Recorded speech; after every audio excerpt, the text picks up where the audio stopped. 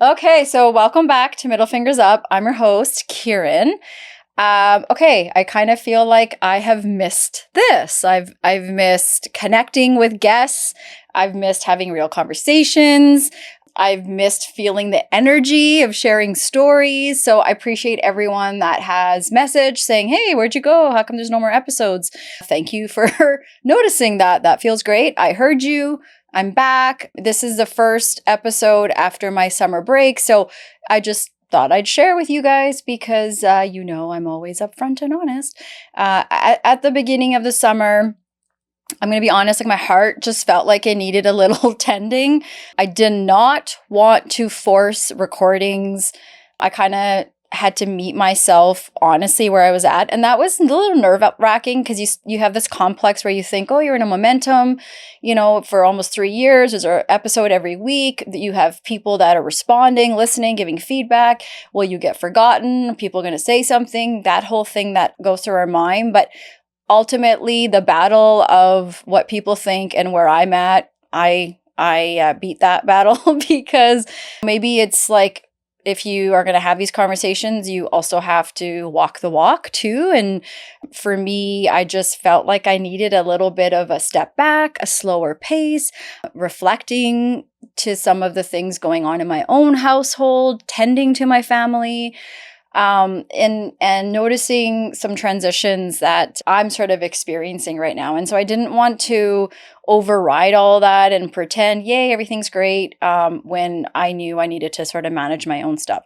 So isn't that kind of what all this is about anyway? Putting our middle fingers up to stupid expectations and pressures while figuring out what tools, we all need to both add to our toolbox, or in this case, our Tiffin, or even take out. I think over the years, we inherit strategies, we learn them, we compensate, we put them in our Tiffin, and then we get to this place where we have to go in there and realize, okay, maybe these strategies aren't serving me. And sometimes these strategies are not really good coping strategies either, but we've put them in here and they've helped us. So this whole sort of summer was just doing some, I think, cleaning out of my toolkit and coming to terms of where I'm really at when I'm navigating life's ups and downs. So I'm all good. I'm super excited to be back.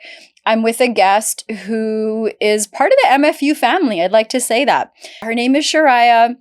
And the funny thing about this is that you're meeting her for the first time today. We're sort of doing this backwards because she has her story, her beautiful episode coming out in a couple weeks.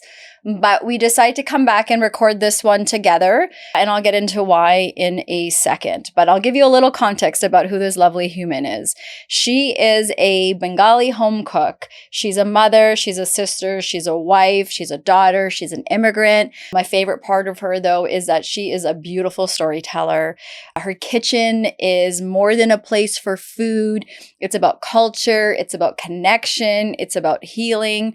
I really hope you come back in a couple weeks and listen to her story. A lot of creative energy came out of a grief process she went to and that sort of helped her open her kitchen. But I don't want to get into that today. I will save this. She's joining us today to explore transitions back to school, back to life for some of us after summer vacation. And I think it's important to sort of pause and acknowledge how transitions show up for us. And they show up in parenting. They show up in a lot of homes with ADHD. They show up in our marriages. They show up in self-care. The list goes on and on and on. So all of this is going to be through the lens of what's in our Tiffin. Shuraya, welcome back. So today we're going to unpack our Tiffin. We're going to talk about the big and small transitions. And maybe for those who don't know what a Tiffin is, Shuraya, do you want to let people know what it is? Like the Tiffin? Hi, everybody. Yeah, welcome. Just throw it out at you. Hi, everyone. Again, Kiran, thank you so much for having me as a guest. It's always a privilege that I get a chance to speak to you about important things. And you talked about Tiffin, and all I can think about is lunch. It's like a It stacked literally lunchbox. is. Yeah. Yeah, and you're just unpacking, right? Yeah. Is that what it is? Like it's just unpacking. The kids are bringing something with them, all the stuff that they've been absorbing from home, because we all know that's how kids' mental health really starts from the ground go like at home. Yeah. And then you go to school, you go to the real world with the tiffin, I guess, in the lunchtime. Like, I mean, that's a very nice way to put it. Yeah. So it comes from our background comes from South Asia, right? There's, like you said, it's a Mm-hmm. stacked Mm-hmm. lunch box. So many Yeah. would Yeah. take it with rice, sabji, dals, whatever, curry, whatever you Yeah. want to put in Yeah. it.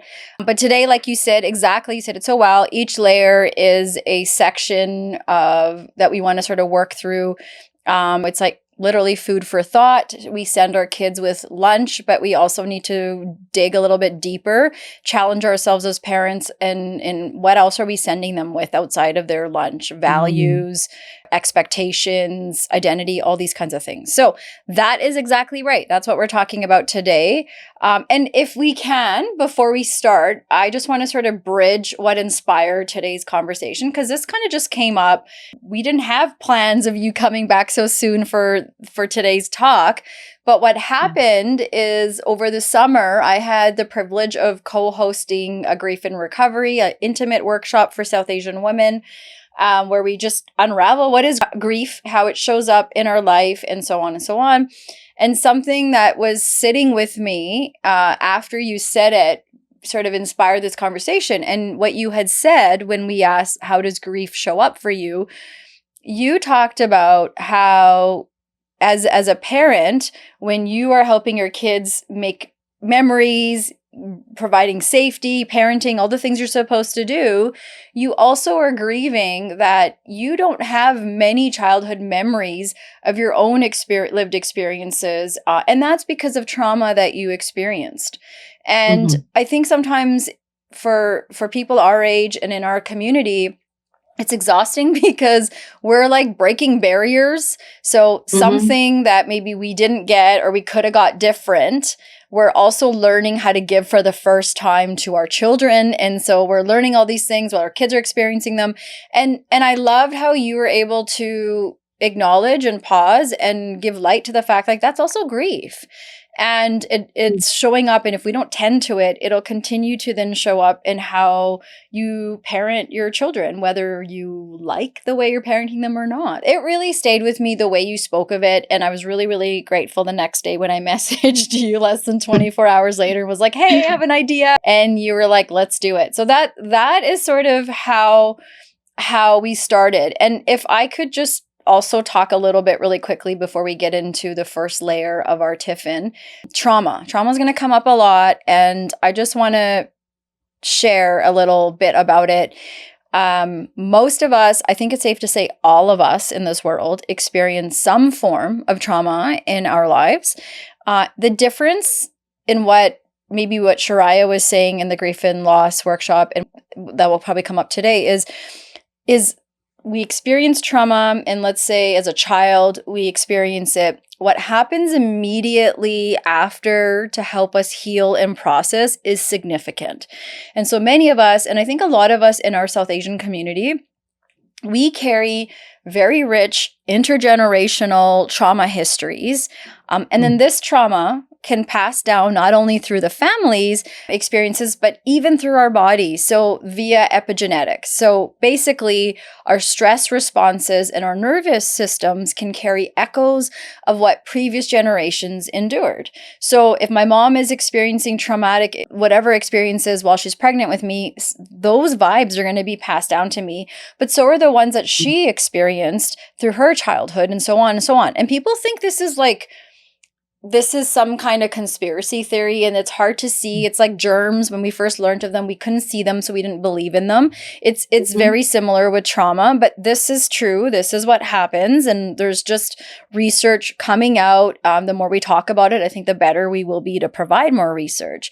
So, of course, we each also experience, like I said earlier, our own versions of trauma outside of what's passed down to us. So if the people that are to provide safety for us, whether it's us as children or when we're vulnerable as adults, cannot get it together, cannot come together, provide a safe environment, help us heal, then this sort of trauma will come out through negative impacts and will linger into adulthood. And where we really see it is when we are in our relationships long term, when we're married, and definitely when we're parenting our kids. So because if it affects our self-regulation, affects our relationships, and like I said, our parenting.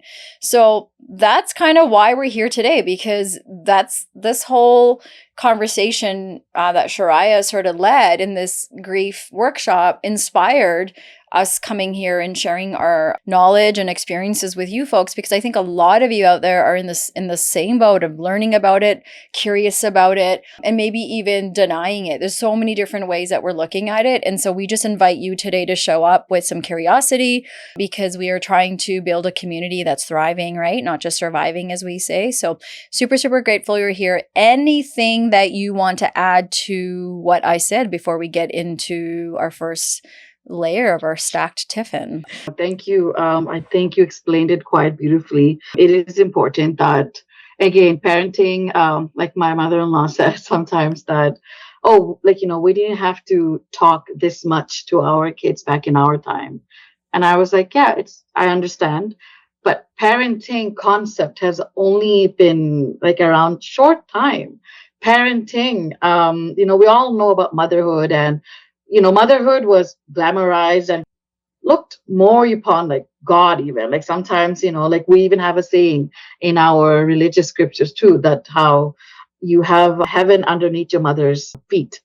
So you have to respect her and all that. So there's so much mother has been on the pedestal, like so high, that we have let a lot of unregulated mothers carry on with their unregulated emotions and triggers and trauma, and continued having kids, and also, like you said, passing down to the next child, to the after. And I think one thing to really identify is change bring change, right? Like you said, even when I'm carrying my first child, if my husband was stressed, that will cause me stress, which will come to my baby. So this just simply how it is. We're all as a team. And if I am working on all that tough work, which is the inner child work, which you're supposed to do that before you have kids. Yeah, that's ideal. But again, ideal, right? But obviously our generation is parenting not just ourselves, but like our parents and our kids, and unlearning a lot of the things that we also carried among ourselves. Yeah. Naturally, like subconsciously. So I think when I have done my child inner work, I've instantly have seen my husband do his share of work. So it's all together. And now we're both co-parenting the same child. He doesn't feel like a stepdad anymore. And I don't feel like someone who has a completely different parenting style. We're all as a team. We're all on the same page. And we're hoping that the next future generation can, carry this skill and pass it down to their kids. That's exactly it. We're breaking barriers, and I think we're not throwing shade to our parents, our caregivers, previous generations. Like, we know what we know, right? And I think in many ways what you're speaking to is we're trying to break this whole cultural stigma of, okay, well, we're fine. And we do hear that a lot. We hear, we turned out fine, so why aren't the kids fine now? And I think we have to remind ourselves, if we can't remind those elders or those folks that have that mentality, is that often fine meant suppressing, ignoring, or masking struggles. And so today we're choosing to do better by naming the challenges and, offering tools. So it's sure one way of looking at it, but ultimately, any of us that had to say, I turned out fine, often there's a deeper story attached to poor coping strategies. So we have a lot of physical health issues, addictions, sexualized trauma, all sorts of things added in there that Mhm. that add to that. Well, I turned out fine. So we're not trying to one better than the other. Like you said, we're just Mhm. trying to give strategies so the next generation can build off of that. And that's why we're here. I organized the layers of the Tiffin. So those of you that know me well, you might think, oh gosh, you don't know how to organize. So it might be all over the place, but I think I did it. So when I think of, okay, as we want people here today to leave with tangible things that they can put in their Tiffin, they can pack or unpack with. And these are just our ideas. Add yours, send us feedback, all of that. We're building a community, so we need everyone's voice. It's not just harping on the two wonderful ladies of today's episode. I think I'd like to start with parenting and transitions. And I think we can also throw in the ADHD lens. You're one that's diagnosed with ADHD. You spoke about it in the episode that's coming out in a few weeks, and I know you're going to speak to it today. And I also had a summer of my youngest son being diagnosed by a psychologist with ADHD. So I am a parent to someone in the home that has ADHD. So I think there's lots of things that I'm learning, that you're experiencing, that we could probably come from an ADHD lens when we talk about parenting and transition. So maybe, and when we say transition, it's just a reminder, we're talking about a change from one state, an environment, a routine to another. So where we are now, with summer is ending, school's starting, so we're going to have different structure. So anything Yeah. in terms of from an ADHD lens or just in general when we talk about transitions that you want to add here? First of all, I want to add, because sometimes I feel like, parents with ADHD, I do think like they would have to strategize a different parenting approach.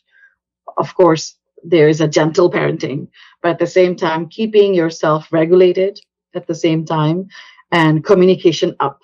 Like, I think communication, that's the golden word that needs to be implemented every single day as your child is living with you and communicating with you. Just tune in all the emotions. And sometimes I feel like ADHD, like, a lot of, I feel like the boomers label it as a bad parenting, like bad parenting, or like a parent who don't know themselves. Yeah. They're just figuring things out. And that is really it. Again, like you said, it is something new, and there's still needs to be a lot of research done with kids ADHD and, let alone parents. But at the same time, yes, while learning this whole strategy, at the same time, give yourself some grace, work on your more connection with your kids. It is tough, especially when I'm the one with the, diagnosed with ADHD, and my son also got diagnosed with ADHD at the age of 7. And we quickly caught that my husband also has a little bit of that as well. So now we're kind of making the connections and kind of seeing it eye to eye. It's not about correction or like criticism. It's really the connection. You want to see it from their lens, and to do that, it's communication. I teach a lot about emotions to my son. So even like for example, like anger, anger has a lot of branches as well. So anger would have irritation, anger would have harsh words, anger would have annoyance, anger would have violated feeling. So anger has a lot of branches, and I have this huge graph in my in my bedroom. And when they two are fighting, now I make them call out the emotions instead of name Good. calling. Yeah. Call out the label the emotions. It is not it's recognize it. So you feel like really screaming, you can step back and go to your room, scream to your pillow, regulate yourself.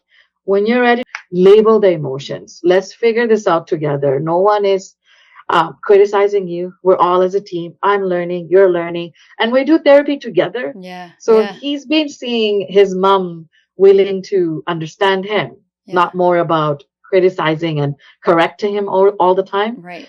But it's all about getting into the habits of calling out the emotions and recognizing it, taking that few pauses, like you said, and then regulate yourself and then kind of speak your words. And I have so many examples I hope to share so Yeah.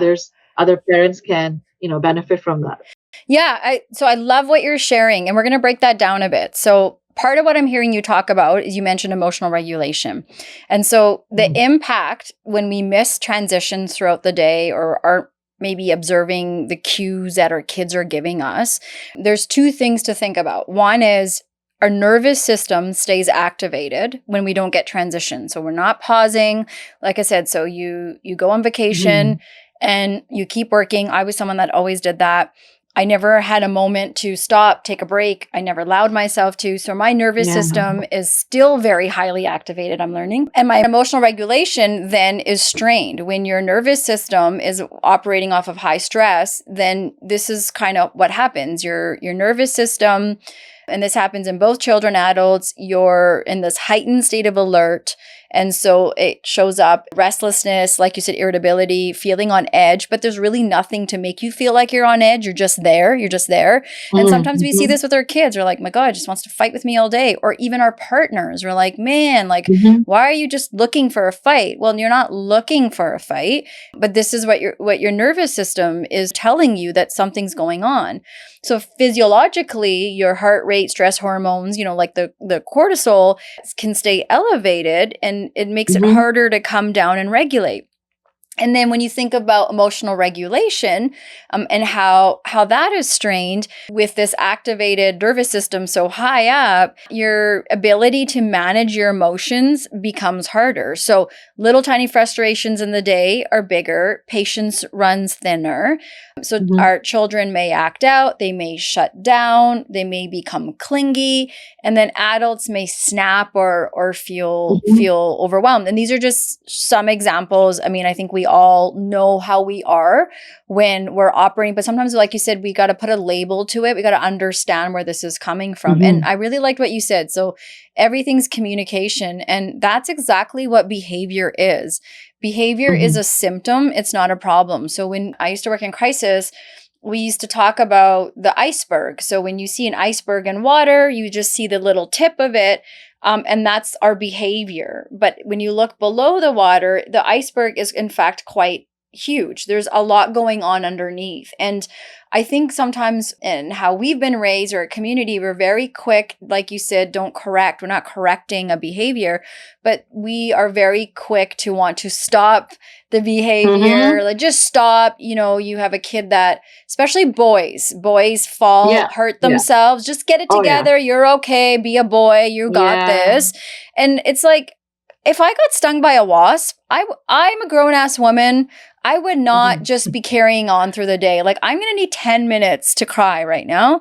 So why do we expect children to just pick themselves and get on with it? So my question for you is, when you think of your Tiffin growing up, what did it hold? It's a two-part question. And now as a parent, what do you want to pack differently for your kids? Like you said, like the previous generation was really great at pushing things under the rug. Actually, from my story, and when I host cooking classes in my home, even to my guest, I always share this story, how for my parents, it was putting feast over the table. It was never pushing it under the rug.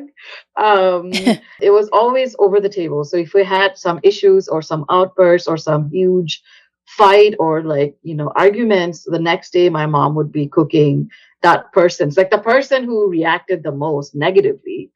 She will cook their favorite food and present it and expect like nothing happened. And you can be so confused as a child. And there's no accountability, there's no connections, there's no communication, let alone, and communication is why it's so hard, because I really, really do feel like, for example, my mom, and again, it's only because she learned it through her mom, and her mom learned it through her grandma. And my mom kind of communicated only during anger. Like, I have heard that woman use words the fastest speed when she's angry, when she's raging for hours. And that is an unregulated, undiagnosed mother who's been through a lot of trauma herself. Yeah. And but before, when I used to get these, and even growing up, even before I became a mother, I held a lot of resentment. I held a lot of confusion and anger and resentment. I was always like bitter towards Mhm. my mom and never saw her eye to eye because, again, I was a child. I didn't really see my home as a safe place. Yeah. And that's something I just made a quote the other day because, and I shared it to my family. Hospitals feel more safe to me than my home. Mhm. Even now, as an adult, when I enter a hospital, I feel safe. And it's only because when I have visited hospitals, I have received unconditional love and care, and there was no expectations of how to behave, how to react.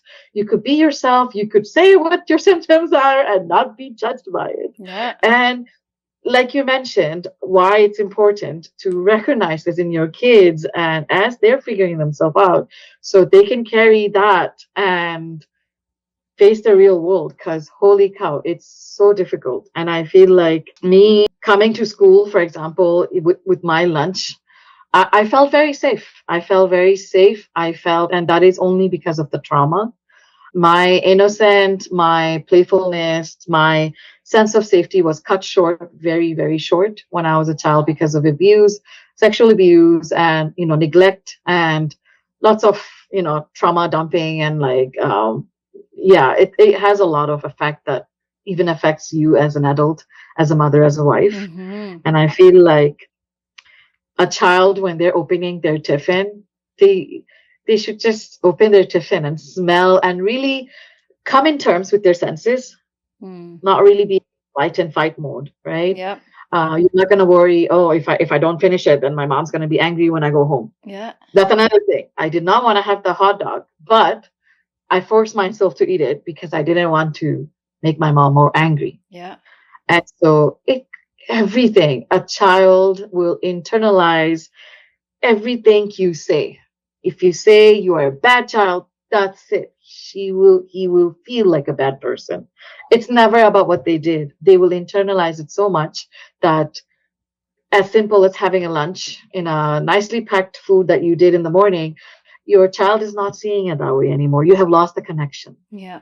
So make sure, and I feel like that's why it's so important when your child is leaving your home and going into the real world and opening up your lunch that you prepared in the morning, make sure that they are connected to their food, what they put into the system, and what they come out, what they let out, and how they deal with. I hear it was grand gestures, but not the little Mm, things of taking responsibility, accountability, no change.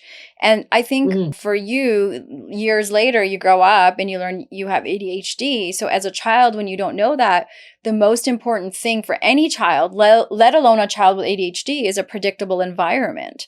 And so having mhm. consistency, not when you're, again, your nervous system is so at high level because Yeah, you're, yeah, is mom going to be mad today? Is so and so going to be upset? What's going to be in the lunch? yeah. When you're worrying about all those things, I bet if I asked you, do you remember what you learned in elementary school, high school? My guess is your answer is going to be no. Like you probably weren't able to contain and process all of that No, information because you're on survival mode. you're on a survival mode, and honestly, this is why we started this, episode, right? Because we talked about my grief, and at this stage of life, I am grieving literally the loss of childhood, and sending my daughter to preschool 3 times a week, and just I was I'm and as she's 4, and she has a long way to go, but as she's growing and developing and showing her bright personality, I am grieving my childhood. Yeah. And it is not something that I can still talk about to my kids because, again, she gets triggered. She's still undiagnosed. She's not healed. And it is something that I have accepted. It's how she is. And I just have to protect myself and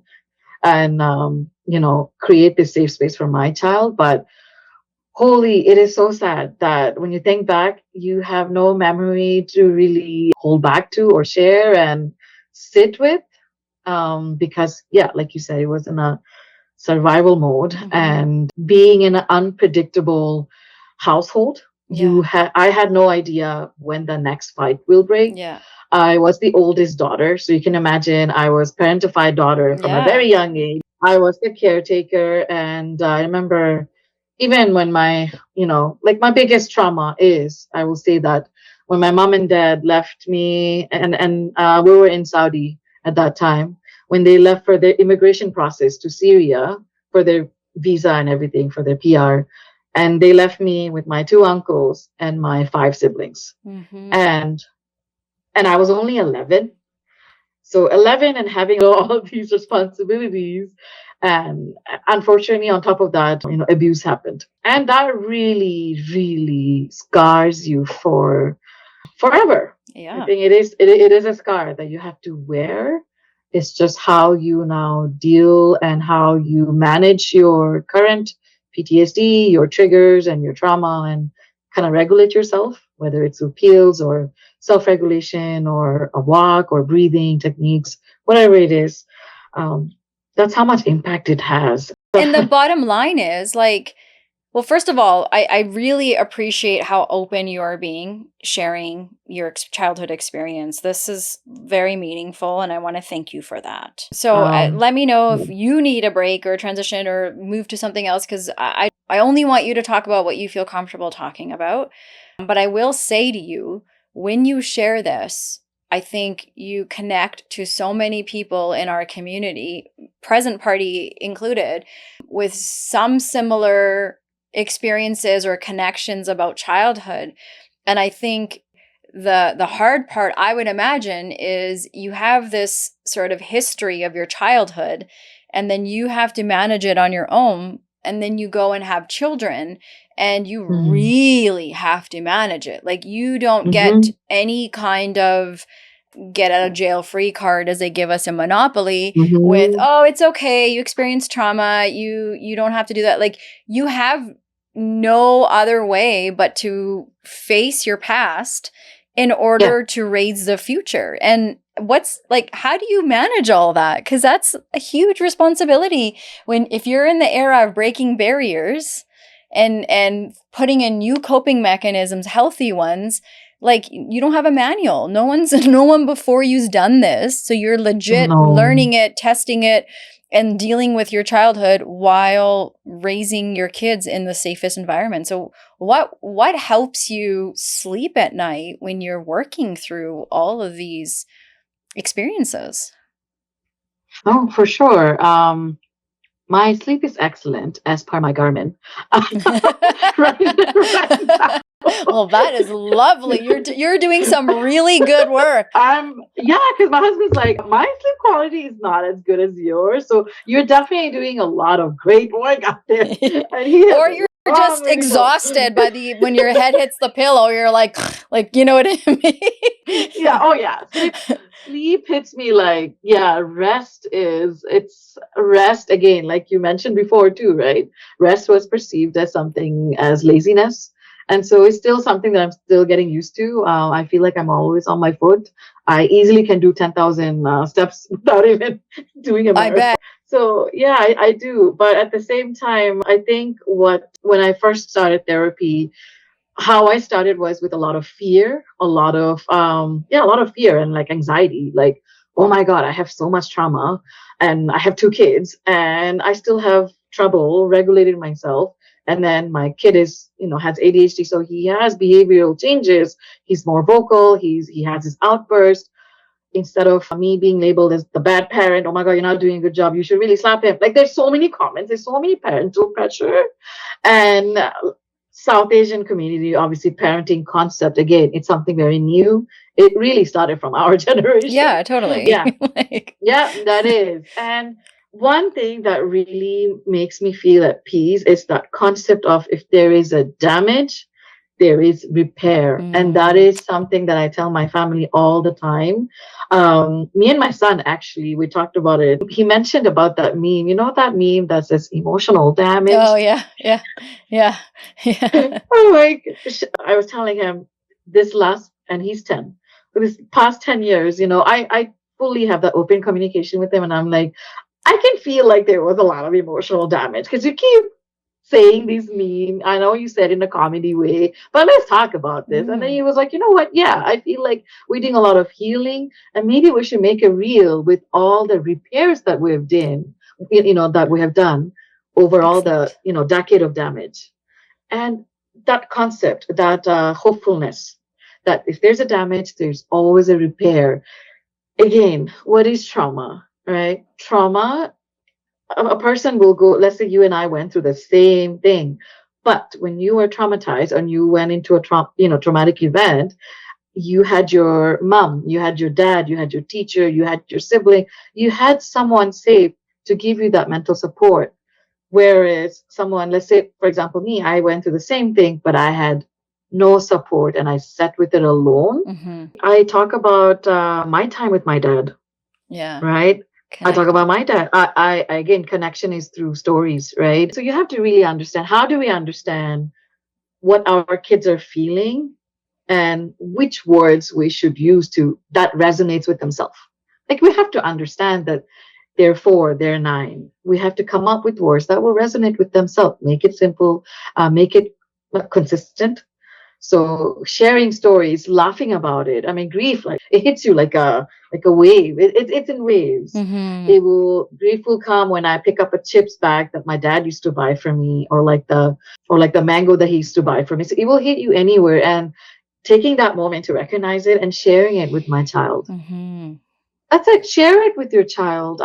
Why would I be alone? And this is something that we all need to work as a team. You have to be careful that you're not trauma dumping, because I feel like a lot of Yeah. boomers have done that subconsciously. They have trauma dumped Yeah. Yeah. because they're like, oh, okay, I'm sad, so hear me out. Yeah. But we want to hear their part as well. Well, and I think you make a really important point as a parent. It is very important that I always feel, and I try to say that the brain is science. And so it means science is just, there's no emotions in science. This is the way it is. And the brain develops exactly the same. Of course, there's side quests if your child experiences some kind of trauma, some kind of accident, some sort of life significant event.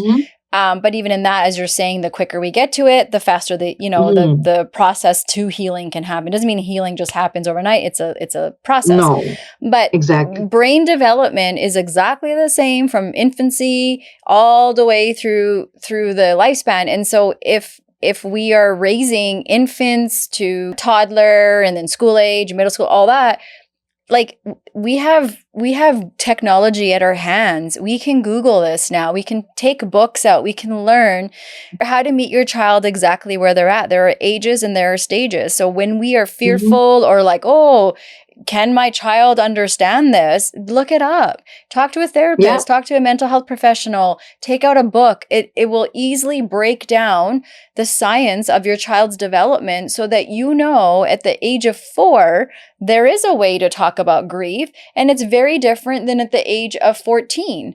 And we just have to meet our kids where they're at. I think that that's part of co-regulation too, is knowing what they need and meeting them where they're at. But a lot of us, when we haven't been given that, when we don't have that skill, again, if you don't have it, you don't sometimes realize you're missing it. And so it does take a lot of curiosity to want to learn these things. And you don't have to have a very traumatic childhood in the way Shuraya did to have this kind of intelligence in parenting. You could have the most chillest upbringing and still not know what to do with your children. So I think it's just a matter of how curious we're willing to get around, oh, that's common. That is what a 4-year-old does. That's what a 6-year-old does.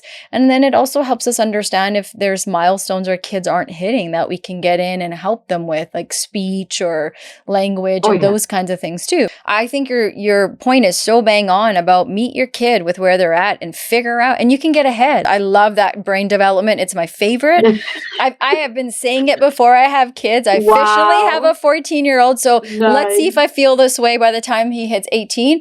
But if you can figure out the algorithm, you can work with it. You know what I mean? The good news is there's information. The bad news is there's a lot of information out there. There's a lot of information. So you have to work through contradiction and all that kind of stuff. But find 1-2 people you really trust, you really look up to, and those are the people we go to say, hey, help me out. That is. And I am blessed to have very, very few women, but enough for me to feel validated, feel seen, and they are my core. You do need that. You do need that kind of sense of assurance as well while you're trying to figure out, because it's like an urgent thing, right? I feel like like it's urgent, guys. It's not like, oh, he'll figure it out. Like, sure, he'll figure it out. It's good to teach kids independence, but when they're a child, emotions are pretty, like, big emotions are pretty big. Like, it's not that hard to just sit with them and not just to do rushed, how's the day?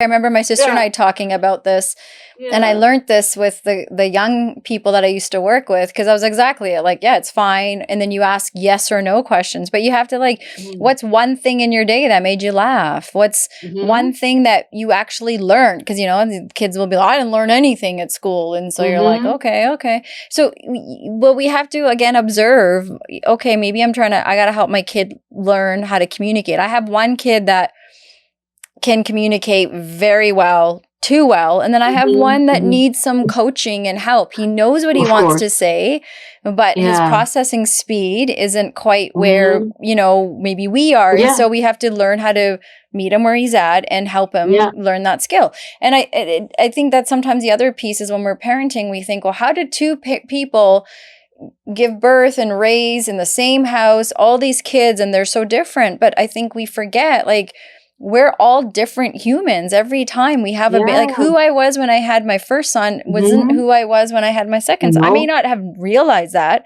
but Yeah. postpartum, health issues, work, Mm-hmm. all life, day-to-day stuff that we all have to manage when we have children. We're not the same people, so we can't expect our kids are going to be exactly the same. But I think it all comes down to, as we've been saying, that curiosity, just investigate a little bit more of, like, where is this coming from? Because there's always a path versus they're defiant, like you said, or they're lazy, they're bad. I would say before all that, yes, get your inner child work done because Okay, you really let's stay there. All understand. right. Yeah, no, really, because if you don't have that done, it's really, really, it would be so easy to disregard or be dismissive of your kids' emotions and how they operate and how they think and everything. So Okay, so let's definitely, stay there for a second. So, when we talk okay. about inner child, I think you're absolutely right. I'm sorry I skipped a beat there. Um, how does one go there, though? When you talk about do your inner child work, for someone that's never heard this or isn't really clear, how would you explain this, and what would you suggest in where to start for them? I would say inner child work, it would be really doing the inner deep work, which is really ask yourself, what am I afraid of when September 2nd comes? A lot of parents are showing a lot of emotions now. It's not just the kids are overwhelmed. Like my son is going to a new new school. He's going to be in grade 5. New school, you have idea. It's very overwhelming. There's a lot of anxiety. But guess what? Your child can see and sense your anxiety. Mm. So parents are also very anxious, and that is why inner child work is important. Because as soon as you realize, wait a minute, like September 2nd is coming, there's only 10 more days. Why am I stressed? What can I do to self-regulate and to be there for my kids? Because they're a child, I'm the parent. How can I be there for them? That's why the inner child work is important, because I can see it. I myself can feel it at times too. Yeah. So ask yourself, what is it exactly? Is it the routine? Is it about the freedom of giving up morning, like, sleep in? Is it about the attitude that when my son comes from school, he's going to have this attitude, like, he's going to be very tired? Like, what is it that you are really afraid of? And kind of understand that, and then, help yourself, help your son prepare for the real world. Again, kids are they tune in your stress more than Yeah. you do. Yeah. And so you don't really want to subconsciously pass that on. Yeah. You want them to really ask themselves, right? That, oh my God, I'm gonna be starting school. Why am I scared? Write it down. Why am I scared? Do you want to talk to your friends who are also going to the same school, right? Right. Do you want to talk to your dad about it? Because your dad also went to grade 5. So I would tell my husband to share stories about grade 5 and share not just the joyful things, but the anxiety part, the fear of not belonging, fear Mm-hmm. of being neglected, fear of bullying, right? That's a number one thing. Fear of not fitting in. All these concepts are valid. these worries are valid, recognize them, and Yeah. talk about it. That's really it. Yeah. Yeah, I think that's bang on, is asking yourself, okay, like, yeah, what am I afraid? What am I worried about? Working backwards from there. And I think you're absolutely right. When we're in the driver's seat, it helps us understand where we're coming from and where our anxiety is coming from. And it's often we need control, unknown. There's 10,000 Mm-hmm. forms to fill out. There is a lot that goes from a slow Mm-hmm. paced summer to, now routines and all these Mm-hmm. expectations. And what I love about what you're saying is also the connection piece. So a father and son in particular, how you talk about, Mm-hmm. again, to, a growing boy becoming a man, and a man having these conversations that a lot of young boys have not really had growing up with their dads. Oh yeah. What do boys talk to their dads about? What do dads talk to their boys about? I Mm-hmm. think that's another topic we should do, because Yep. it's starting, but it's not common. And so you're kind of around each other, but yeah, how do you have those intimate conversations around what are we worried about? And I love what you're saying is label it. Like, okay, we're all stressed. We're all running around like, something wild's going on. Sorry that we're arguing. Let's just stop for a second and recognize, oh, there's a lot of worry in the room right now because school starts Mm-hmm. tomorrow, or school started yesterday, or wherever we're Mm-hmm. at. Mm-hmm. Some people are already in school. So I think not hiding it, as we've been saying, calling it Yeah. as it's coming, and it actually helps us feel more in charge than Yeah. trying to control Mhm. something that's just so dumb when we try No. to do oh, it's fine, it's fine. It's not, because I'm losing my mind right Yeah. now. And Yes. or there's grief. Like, parents are experiencing grief in their baby going to preschool. Of Their course. their adolescent becoming an adult and graduating. Like, there's a lot of Mhm. transitions with our kids' development that is exciting on one hand, but also some grief. And I'm losing a part of you every year that I'm not going to get. And I think that's Yeah. also like, when we stop and allow ourselves a transition, we can actually slow down and ask ourselves, what's going on in my world right now? What am I happy, sad, Mhm. like, as you said, worried about, versus just, here we are, we're at school now. And okay, but we didn't talk about the big things. So And there's, that's the thing, right? And so don't wait to have that conversation the first week of school. Like, why wait? Yeah, we know September 2nd. Great. Let's start talking about it now. Let's start planning. Let's start sharing stories. Why don't you? Because actually, I'm going to do that this week. I will be walking with him to school while sharing the stories.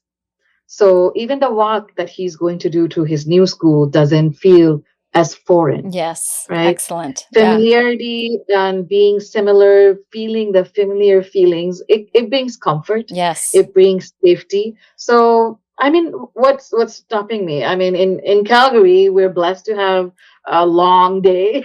Yeah. Sunsets like 10:30. Yeah. Why don't you just go out for a walk the same route? And it's not just to teach lessons kind of moment. It's more just casually walking and sharing stories and sharing, because it is also for yourself as well. Like, Yes. you're also doing inner child work. Like, I don't remember my parents doing that, because again, we were in a survival mode. We came from another country. We Yeah. moved to Canada. I was on my own and I didn't know a single word of English. So that is very scary. For So why sure. don't we just relive our childhood as we go through middle school again? And it's fun. It's fun to connect when you connect with your kids. Like you said, I like the piece about how this connects to inner child work, is sometimes we as adults have to give ourselves the things that we didn't get in the way that we Mm. hoped for or didn't even realize we needed as Yeah. children. And so this helps us manage resentment, anger, upsetness, blame, all those things that we really don't have control over, but are important to Mhm. work through. And one way is with our children, to relive Mhm. some of those experiences, and also understanding your kid is different than you. Like, this is not going to be exactly the same. Mhm. But we're doing something, we're creating momentum, and we're working through it. And I know I can definitely agree with you. And my kids and I have had those kind of moments together. My kid's been in trouble. He's been suspended from school, comes Yeah. home, and tells me, and we have this conversation, and I already know because the school called. And I remember one of the two suspensions, great mom, right? And he's like, thank you for not yelling and screaming at me. And we had to talk about that. I was like, that was a lot of fear-based parenting I grew up with. Yeah. And, your grandparents thought that was a way to do it. A lot of us kids grew up that way. And I didn't really learn a whole lot, but to be afraid and to hide many things. And I'm mad, I'm upset, but like it matters more. Are you disappointed? Like, where are you at? What's your stance on why this happened? And we want to make this a learning experience. And I remember my brother came over, and I grew up in a home where the collective care was, I think, helped me like literally survive adolescence, where I had aunts and uncles and grandparents I loved so much and I never wanted to disappoint. So we would always be very open about whatever good and bad would happen. So my kids know they have that with my sister and brother and my parents. And so my brother comes over, my son, I say, okay, tell Kamamu like what happened. And he has to tell Kamamu, and Kamamu does his own sidebar conversation with him. And my brother even said to him, he said, you know what? I just want you to know, like, you are growing in a very different pace than your mom and I grew up in. And I hope you acknowledge and understand that, because we would have just got our asses kicked. And you are having like a process, whatever that means, conversation. And I was like, that's so kind that my brother himself acknowledged that. And then my kids are not having to hear that from me. Like, oh, great. Now my mom thinks she's the best thing in the world because she's breaking a barrier. But okay, like, we also don't want to take for granted that we're having a safe conversation. And when we screw it up and it, there's times where it didn't go so well and, you lose your cool because you didn't regulate yourself, right? That's how it all is. If you chalk it back up to, was your day good or bad or ugly? Was I the adult regulated? And when I didn't sleep and I had a shitty conversation, or I didn't eat well and had whatever, all those things that regulate me and I didn't do it.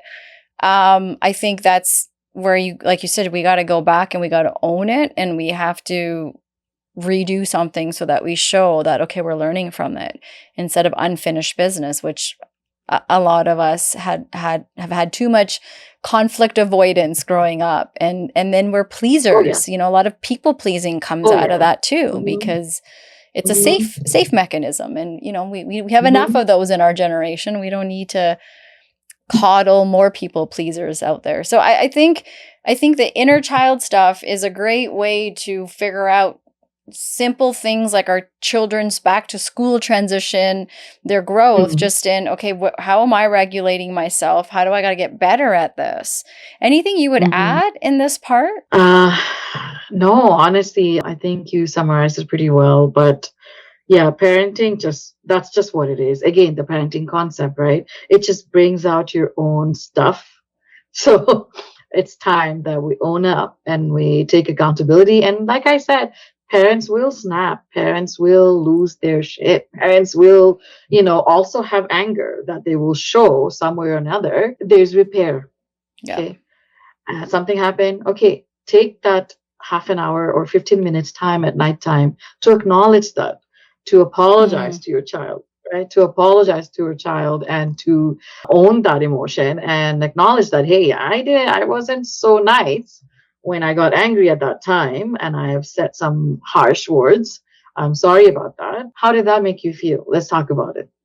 Hey, like an adult asking you how you feel. Like, these soft landings have so much strength behind them. When, like, right? Like, being asked, like, we were always the kids should not be, they shouldn't talk. You're just a child. You don't know anything. And when we help our kids grow up with a voice, that also is helping them understand how to rely on themselves in unsafe situations and count on themselves when we're not around. And that's the whole point. We're trying to raise them so that, my sister thinks I'm morbid whenever I say this, but I'm like, if I wake up dead tomorrow, at least my kids will know something in some way of managing themselves. And that's the whole point, is we want them to be able to live without us. Like, that's the goal at the end of the day. That's the goal. Yeah. Whether they move out or not, that's different. They can live with me forever. But apart from that, we want. So can we talk a little bit, because we mentioned co-regulation, and one of the things that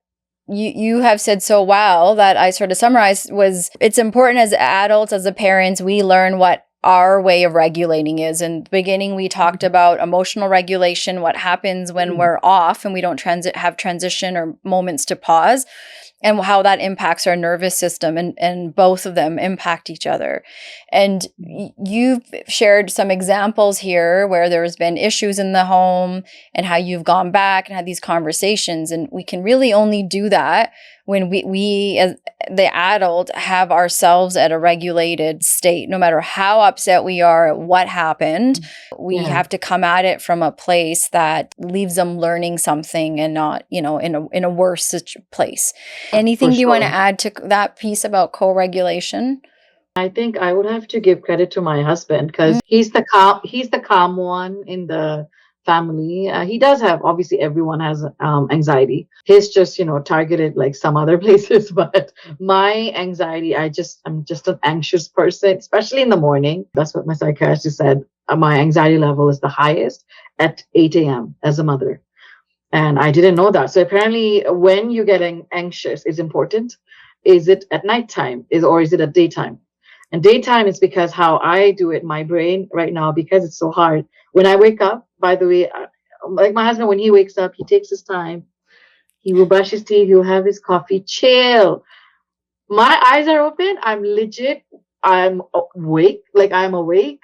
I'm rising. It's almost like I am talking so much. And he's like, oh my goodness, this energy. So he understands that this energy is not just an outer thing.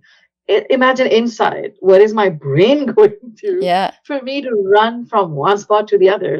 So I recognized it. So I used to be last minute as well. So let's say his school was 8. I will wake up at 7. So then he pointed out, he's like, why don't you wake up just 15 minutes earlier? Just 10-15 minutes earlier. And that made a big change. That made a big change. I wasn't rushing him. Right? I wasn't rushing him. And stress, like ADHD has a lot to do with stress as well. It's how you cope with stress too. And when we get out, like that whole spot where we wear shoes and socks, that's the most stressful place in the house. Yeah. And because time management is like, it works so different.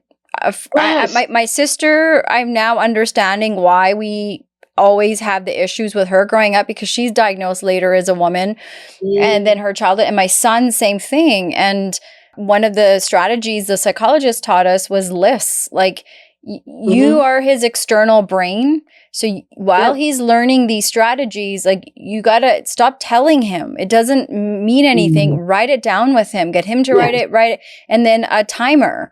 So he knows, okay, I have 60 minutes to leave the house, and then not every 5 minutes because he's going to want to punch you, but quarter, 10 minutes, just little reminders. And like literally my husband and I were like, man, and listen, I went to mental health school. For anyone else out there that's like feeling like, how am I supposed to know this? I hear you, because I should know this. This was my schooling, but when you're so in something, you don't think of these things. So we have to have this compassion and grace. And this is why reaching out and getting someone else's help is so like meaningful, because he explained my son's whole brain cycle to us.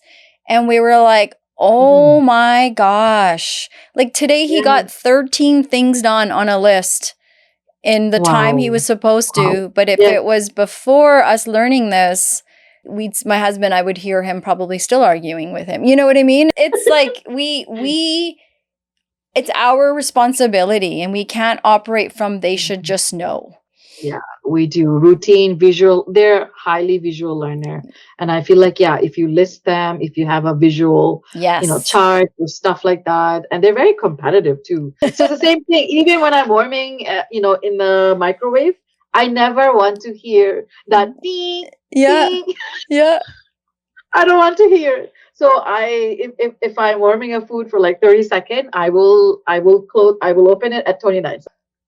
It's just, I guess, overstimulation sounds, right? Because there's so much in our head. extra sounds.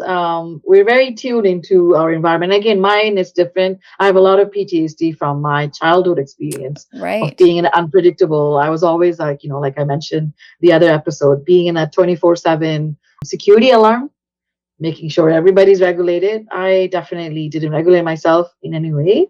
So I'm doing that now, Yeah. and that's why it's important to, yeah, no, that's a very good example that you shared, actually. Thank you. I do like that, like that timer example and stuff. Yeah, I think there's the beauty is we get to have these lovely professionals that are doing all the good work. And when we go and talk to them, they really are helpful. They are able to provide strategies. Sure, we can look it up. I know there's a lot of stuff on TikTok, but again, I always just say we just have to be mindful, right? Because Hmm. everyone we shares personal experiences, and sometimes it can get tricky when it's mental health stuff. So I Yeah. always say you do this at your own discretion and all that too. Mhm. But yeah, there are professionals out there that, like, you have a psychiatrist, and the experience we had with this psychologist too was really, really Mhm. great, and someone that can talk to you. Sometimes you go see a doctor and there's really good doctors that explain it without the medical jargon. And then there's a doctors where you're Mhm. like, I have no idea what that meant. I think that makes all the difference too, is Oh yeah. feeling connected to someone that's going to help you understand at the pace you're at, which is what we've been talking about with parenting, right? We have to do it at our kids' pace. More Yeah. so at our own pace, and the beauty of relearning all these things for the Mhm. first time as we do it with our kids. So we covered a Exactly. little bit about ADHD, and we covered a little bit about transitions and some bigger sort of pieces that are about learning how to regulate ourselves, really spending the time to get to know how and what was it like for me as a child. What are the good things I got that I carried forward? What are the things that I'm realizing I didn't get? And how am I managing with that? The inner child work, as you suggested. We've talked about understanding how our nervous system and emotional regulation plays such a huge part.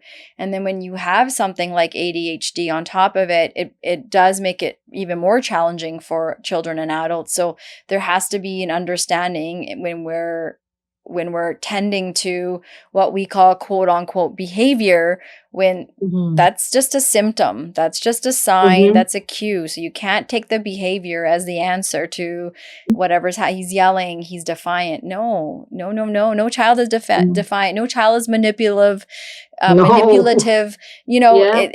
It's they're getting their needs met, and sometimes we Mhm. as adults get our needs met with negative coping strategies too. Our kids learn these things, as you have said, from us. So if we're not in Exactly. check, Yeah. our kids are going to also pick it up in that way. So Oh yeah. maybe, and we talked about some very tangible tools like timers and visuals, writing it down lists, as well Mhm. as naming it as it's happening. So if we're back to Mhm. school and we're all stressed out and yelling and, sad and stuff, don't sweep it under the carpet. Talk about it, ask Mhm. about it. We also talked about prepare. So I Mhm. love you and your son are going to be going for the walk to get ready for school. So he Yeah. feels like he's good, he's in charge. And then you're going to have an Yeah. opportunity to talk about whatever comes up between you two, stories, Mhm. moments, silence, all of that. So I think we're Mhm. covering a lot of big, small, huge tools for when we're working through Mhm. transitions. Is there something that you feel we should cover that maybe we haven't? And I know we didn't talk yet about when you're parenting a child with ADHD, or you're in a Mhm. relationship with someone with ADHD, that impacts the marriage too. So if you don't have Mhm. anything more to add to that, then maybe we can cover that a little bit. We've always, heard about that phrase about don't fight front of the kids, right? It's again, we don't want to confuse the kids, right? About like the parents' perspective. So fight in your own space. And again, your kids are gonna hear it. Your kids are going to see it sometimes, which is fine. But again, damage comes with repair. Give yourself some grace. But at the same time, yeah, it's a lot of marriage work as well that go hand on hand with parenting. Yeah. And change, like I mentioned before, change brings change. I was diagnosed. I was recognizing my anxiety. I take anxiety pills in the morning as well and all that. So he almost like, I would say for a good 6 years, he was like, yeah, I don't have anxiety. I don't have it. I don't have anxiety. I mean, after all, you were the one who got medicated. So Mm. clearly you are. And I think, yeah, and that kind of, dismissiveness, you really feel lonely. And so all that happened while we were parenting. Tough time, very, very tough time. But we're at a point where, yes, we got couple therapy.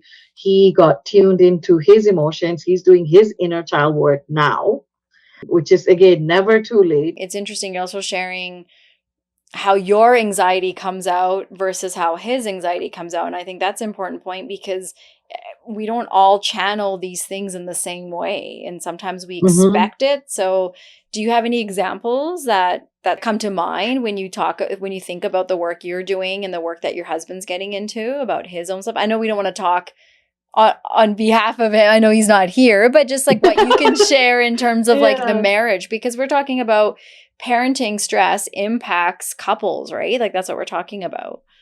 Yeah. And again, it goes back to the inner child work, right? Right. Yeah. So again, for us to be in the same parenting, I mean, parenting style, you do want to make sure that both partners, both of you guys have the same sort of parenting style.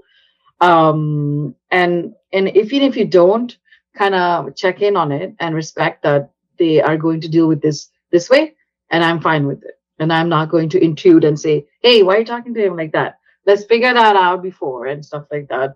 But can I just add, I think an Yeah. important point what you're making is what's connected to learning your each other's parenting styles comes from how we were parented.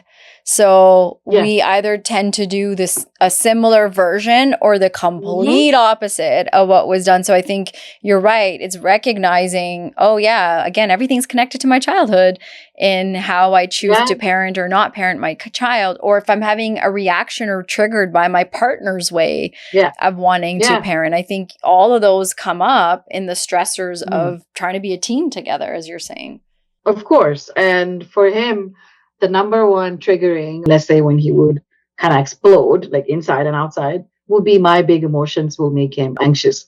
So showing any sort of big emotions. So big emotions can be panic attacks, like, overwhelmingness or, anxiety or even like stressed out, like in a physical way, we can sense more. That kind of triggers him because again, it was not something that was encouraged when he went through it as a child. So now seeing me react this way, he would, at the beginning, that's literally what he said. He's like, you're the only one who has panic attack, right? And I was like, was it hurtful at that time? Hell yeah, that was Yeah. very hurtful. It was very hurtful. But of course, again, like I said, with couple therapy, him, first of all, being willing to work things together, it's something to be appreciated about. And I feel like there will be at a point where you will break down and you will see no path and it's just nothing out there. And all you see is your family and someone who is literally fighting to make the parenting, the kids, and the marriage work. It's time to step back and kind of take accountability how your words can impact your partner Yeah, and your child. for sure. So he recognized it and he's working on it, and again, that's now causing a lot of resentment. It's finally he's doing the hard work and looking back into his childhood and asking himself, wait a minute, so when I reacted that way, why did my mom tell me to shut up or like stop? Like people are watching. Like people are watching. That's something that he grew up with a lot. It's like people are watching. So you feel very critical of yourself. So then to mask your criticalness, you criticize others and you judge others subconsciously. Yeah. And again, it's pretty negative.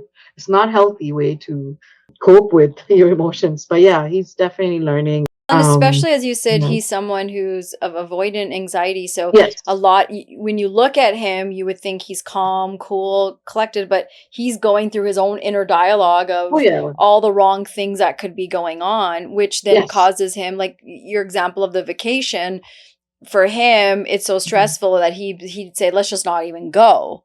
where for Mm-hmm. you talk it Mm-hmm. out, you get it out, and you're like, I know it's going to be chaotic, and I'll be Yeah. part of the chaos, but let's go and Yeah. experience it. And so how does Yeah. your style and his style, like, how does it mesh together? How do you guys make that work? Because those are very different ways of managing anxiety. So what's working for you two in acknowledging that?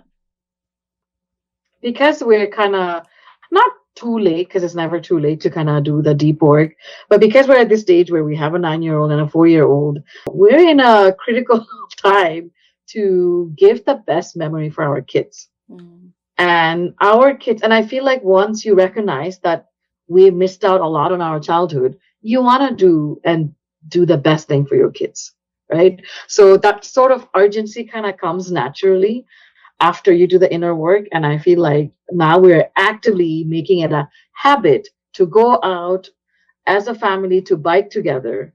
When he goes to grocery, before he would never take my son with him to grocery shopping because he's like, he would delay it. Yeah, Yeah. let's just get it done. He will Yeah. delay it. I'm like, so what's the rush? Yeah. Yeah. I mean, Good not a question. shop. You have to kind of remind him something. What is the rush? But see, Right? that's that Just what we like, talked about in the mhm. beginning, that go, go, go. Like the more I get done, Yes. the better. We Yeah. didn't really understand what a process environment is, where who cares how much Hmm. we get done? It's the quality of what. We're just like, Yeah. get everything crossed off the list. Go, Get go, it done. go. Yeah. So that's a great And question of, yeah, what's the rush? what's the rush? And he does get that from his mom. Yeah. So, for example, if we know we're going, she still does that because she's still anxious, and it still has that impact if we are around her for a very long time. It impacts us because Yes. anxiety just travels everywhere, right? Yeah. So if we tell her 4 o'clock we'll go to a picnic together as a family, since 11 a.m. she's already thinking about it, getting ready for it. I can feel the anxiety since 11. Yeah. So it's almost like you're excited, but where's this anxiety coming from, right? So to avoid any sort of barbecue, he just doesn't plan any anymore, Right. right? Because he doesn't want to feel what he have felt when he was a kid and he didn't know what to do with it. So he dismisses it. So now that he's recognized it, now we're making it a habit because again, everything can be learned. Habits are not permanent. I think it's very important to learn habits are not permanent. Just because they're 60-year-old, it's their habit. Yeah, it's maybe hard, but it's not permanent. And I hear my therapist say, I have 80-year-old coming to me to heal themselves. Yeah. So and I feel like if we recognize that habits are not permanent and it's something that we can establish by practice, Yes. you can accomplish anything. Yeah. And if the brain has neural Mhm. pathways, which is how we form these habits and we learn, we can, yeah, it takes a little bit of time, but just like you Mhm. learned that habit, your brain can be taught how to unlearn it. And I Yeah. think it's absolutely possible. It's, do I care enough or want to, or whatever the reasons behind it that stop us. But Mhm. it's absolutely possible if 80-year-olds are showing up in therapy wanting to learn. And that's just it. It's like, we do get to this place where as we get older, we think less and less about longevity and the importance of quality of care. We think, oh, I'm getting closer to it. Who cares? Just accept it. Sure, some Mm. things accept, like maybe you won't get forgiveness from that person, or, you have to find that within yourself. But you also don't have to accept that my quality of care is just going to be mediocre because I'm getting older. And I think there are many ways to live out the rest of our life Yeah. fulfilled as possible. Oh, yeah. There's always that discretion, but as possible, Yeah. Yeah. so Oh, yeah. I think, I think like it's so important to acknowledge, as we have been, that parenting stress bleeds into marriage if it's unmanaged. Mhm. And the stress is going to be there regardless, no matter how Mhm. good of a team you are. It's Mhm. acknowledging the patterns, the signs, and a lot of what you're saying. And how do I process that? How do I manage that? Where did that come from? Again, goes back to my Mhm. childhood. And so Mhm. now, how do I manage this? Because I Mhm. don't want to be in the same place as where I was as a child. I want to be able to do Oh something yeah. different with my kids. So even so, some tools and tricks to put in our Tiffin. You Mm-hmm. talked about check-in. So even if it's a 5-minute check-in Mm-hmm. daily, a grounding thing, whether it's the beginning, end of the day, middle of the day, whatever works for you, but even 5 minutes of hello, how are you? What's going on? Like Yeah. Yeah. whatever your quick check-in is, but a way to stay connected together. Because I mean, my husband and I have been together now for 24 years. Wow. Early September here, we'll be married for, I believe, 18 years, 17, 18 Wow. years. Oh my God, 17 years. I can't Crazy. remember. It's Wow. a long time. And, we talk Yeah. about how codependency, resentment, joy, all these kinds of crazy ass emotions and feelings can develop when you're in a relationship Mm-hmm. with your partner. I mean, you've been with your partner for a long time too. The key is that, like you said, we're continuing to figure out how to best communicate. How we communicated when we were in our 20s is going to be very different now that we're in our mid to late 40s. That's just because we evolve, we're different, we have different needs to meet. But can we still keep opening the lines to communication? Otherwise, as those lines, it's like when drains get clogged, we know what happens. We have big Mm-hmm. plumbing issues, everything backs up and backfires. So the rituals that we create should be just like with the parenting, safe and in some ways predictable. We know we're going to do the once a week Mm-hmm. dinner. Yes, you want Yeah. to be spontaneous and whatever, but we have to have a baseline that Mm-hmm. allows us to check in with each other. And also outside of our kids, like, we started together without children, and we're probably going to end with each other without children. So how do we Mm-hmm. maintain this middle part with sometimes it's okay to talk about things that are not to do with kids. Like co-regulate before problem solving. So did I eat? Did I sleep? You said your Mm-hmm. anxiety is at the highest in the morning. You Mm-hmm. mentioned your husband's is later on. So are Yeah. these the best times for us to have really big, like planning a vacation? Is it best for you to plan a vacation first thing in the morning or for him at night? Like Exactly. you said, when Yeah. you get to the root of how you operate, Mm-hmm. how your machinery works, then we can build the manual too, right? And otherwise we're like, I don't know, what's this button for? Don't press it. Don't press my buttons. I'm gonna. Yeah. Yeah. And it's like, why did I have that reaction? Well, I had that reaction because I don't work well when I don't eat. Yeah. The Like, hangry. Oh my goodness. woo, The hangry. That's right? something I had to. I Yeah. had to recognize. I had to tell him what a hangry was. Actually, when I got married, You he didn't invented even know it. that concept. Yeah, he just didn't know. All his mom would say is, "Oh, he's hungry. I mean, he's hungry, so that's why he's being mean." Yeah, he can be hungry. He can be angry and hungry at the same time, but he doesn't get to still say harsh words to me when he's angry. Yeah. So like 100%. recognizing that, and I did had to hear it, and I had to point that out to him and say, "You can be hangry. That's totally fine, but you cannot hurt someone while you're hangry." And when that So sinks in, it's yeah. also celebrating like small wins. Like that's a Mm-hmm. great thing to celebrate. Yay, we figured out something that works for Yeah. us. And we should also Yeah. acknowledge that, because we're so good at pointing out issues, flaws, strategies we need, all these things, but if we're a team, we also should point out the things we're doing well, too. Otherwise, it's Absolutely. like, gosh, what's the point? Okay, so we're kind of saying kids learn healthier strategies when parents are able to narrate regulation, self-care, take care of ourselves. We have each other and ourselves as individuals. So I think, maybe we can, as we conclude here, how can we as a community or communities, and this isn't just parents, but just as a community, we have a responsibility with the future and all the kids growing. What is Mhm. one way you feel we can be paying attention to creating space of support for kids and families? I think just when again empathy, like Mm, I mentioned, I think at the end, empathy is something that has to be taught to your kids constantly. At least when they're young, just so they can recognize or tune into how others are feeling. It's very different than being people pleaser. I mhm. think people pleaser is literally dismissing your own emotions and just kind of tending to other people's emotions, where this one is recognizing and understanding others and putting yourself into their shoe. and also being able to label stuff. And I think as a family, when we're together, but why don't we talk about triggers? Why don't we talk about fears? Why do we dismiss that? Why do we avoid that? These kind of conversation. Why do you Yeah, think? they're hard. They're hard. It's almost like it's hard to kind of talk about it. You avoid it because it's just something that you've already dealt with, and then you don't want to talk about it again. But at the same time, the pressure is less. Let's say if there is four couples, I would 100% talk about my triggers.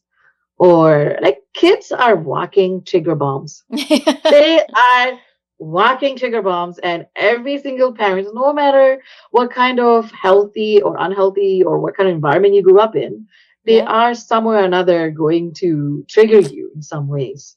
And so let's talk about it. And I feel like when you hear other couples sharing like their parenting strategies and stuff like that, you kind of don't feel alone, Yes. right? So the Yeah, isolation kind of like the goes away. isolation. You go to your kid's friend's birthday party, and how powerful is it when another mom or parent says, "How are you doing?" And you, instead of saying, "We're doing really good," you're like, "Not so good this week."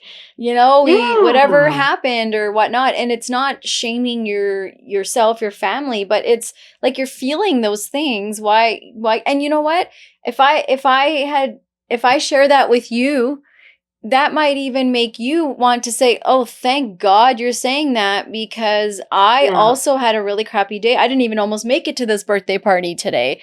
And okay, Mm-hmm. now for 20 minutes, we can both talk about how this isn't how we planned out motherhood or parenting or whatever it is. Yeah. And, Yeah. and then you get it out. And then when you get it out, you're like, "Oh, Mm-hmm. this is what it is. I can maybe do something about it." But yeah, Yeah. there's too much of the mentality to buckle up and look good and act And again, good. parental pressure, social media, like when you Yeah. scroll through it, you see everybody's doing, mother baking, sourdough bread at 6 a.m. with their kids, or like you will What see a the? 4 year Yeah. old, like, washing dishes with the, rinsing. And there's a lot of parental pressure more than ever than the previous generation. And previous generation, if we were out in the sun for 12 hours, our parents wouldn't be out looking for us. We would go, we Well, just kind some of of, us weren't allowed to leave the home, but hey, for sure. yeah, There but some of but us were but not, you're yeah. right. And I think it's a good reminder, like these are social media snapshots. So we can't get tricked by when one of us posts a happy moment. That's a Mm-hmm. fleeting moment, and maybe that person had a crappy week and they really wanted to share the good week, or maybe they're faking, I don't know, whatever their Mm-hmm. reason is, but I cannot get connected and attached to that apart from that's No. them, and Yeah. their good picture doesn't add or take away from whatever my life is like with my children. And I think you're right. We have to really cut that anxiety and that pressure out. Like Mm-hmm. social media is like such a small part of the big picture, and only few brave people will post a true harsh reality of what might be going on in their world. And like, I think we have to take it with a grain of salt when you see the beautifully polished people on there, because Yeah. that's just the moment. Let them have it. Yeah. That's Let it. them have it. And then, let alone if you visit the comment section, that's even more, Oh. that's even more demotivating, I think. Like so many, so many opinions and stuff like that. It's so much pressure. Yeah, I because there's think, so much resentment out there, yeah, and we're so not much dealing with resentment. what's in our own tiffin. Mm-hmm. We're looking at each other's, tiffin, saying, "Oh, what'd you bring today?" And like, start with Yeah. our own. Like you said, open your own, tiffin, smell your own lunch before you start sniffing other people's lunch out. Like, we got our Yeah. own stuff to be excited about, not excited about. But when Yes. we project like that, it's because we're putting our own expectations of ourselves out on others. Mm-hmm. It's rarely Mm-hmm. that it's I have this expectation of you. So what people Mm-hmm. will think has a lot to do with what I think more than Mm-hmm. what it is that they think. But we like to put it out there instead of bring it inward. So that's Oh, yeah. the scary thing of how our children are growing into that world, and it becomes a reality. Those comments become their friends or their enemies or whatnot, and you're Mm-hmm. like, what? I can't even understand what emoji this is. Like, I'm just on the hearts. That's it. The red hearts. That's it. Well, I know, and look at it, skibidi made into the Western dictionary, right? You know what I I mean? know, So it's there's so so much dumb. learning. It's just never ending. So you have to kind of remind yourself Yeah. that yeah, So what look do at the bigger you picture. look at the bigger picture? So what would you want every parent that's, listening today on YouTube, wherever they are getting this episode from, like, what do you hope that they pack in their Tiffin toolkit for the season? It's gonna be annoying now, but I'm gonna go with inner child work. Yeah. I think we have already had enough generations neglecting themselves and self-awareness to the point where we don't even recognize them as our own, and we tend to blame others for our perspective, even if it's negative perspective. We like to blame others, Yeah. and the blaming part will shift if you take accountability and look deep upon yourself and really see what am I doing to prepare myself for the school. Because again, remember, we're all a teamwork. We're all a team. If your kid is starting new school, you're also starting a new school. Yeah. So recognize that, like, that for you, it's also anxiety thing that you have to also deal with on your own, and then find words, find ways that will resonate with your kids now. Yeah. Instead of seeing them all upset and tired after the first week and say, already, you just had a fantastic summer. It's only been a week. But, instead of saying that and again blaming, take accountability, look back and really see what was the disconnection and why, what can we do to help them kind of feel that freedom of expression. Like, you want to create a safe space after all. You don't want them to suppress. Middle fingers up. What do you want to put your middle fingers up to today? Oh my goodness. There's so many middle fingers up I want to do. To just abuse. To abuse. Middle fingers up to abuse. You even holding something sharp and telling your kid, just an example, like, if you don't do this, you don't want to know what's going to happen next. That's an abuse. That's a threat.